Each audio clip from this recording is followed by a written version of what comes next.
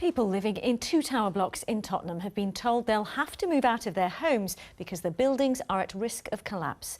The safety concerns on the Broadwater Farm estate follows an inspection and structural tests carried out after the Grenfell tragedy. Frankie McCamley has more. This is the letter we got from Haringey Council. Stephen has lived in the Northolt Tower block for 22 years.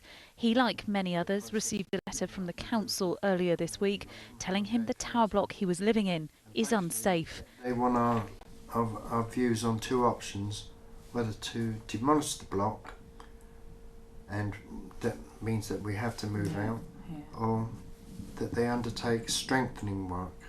He says he'd prefer for the block to be strengthened so he can continue living here.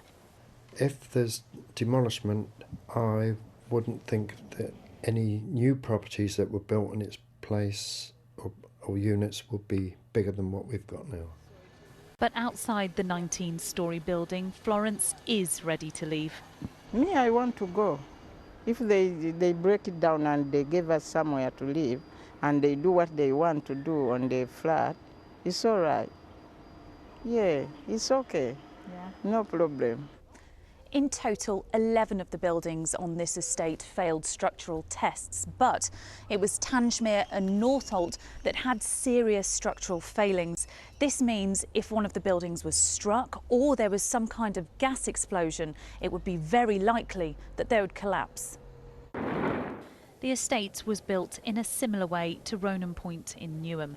In 1968, a gas explosion caused it to collapse, killing 4 people.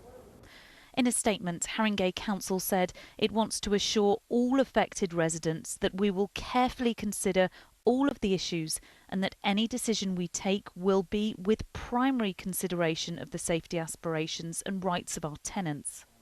A consultation on what will happen to the 2 most affected blocks will take place over the summer, with a decision expected later in the year.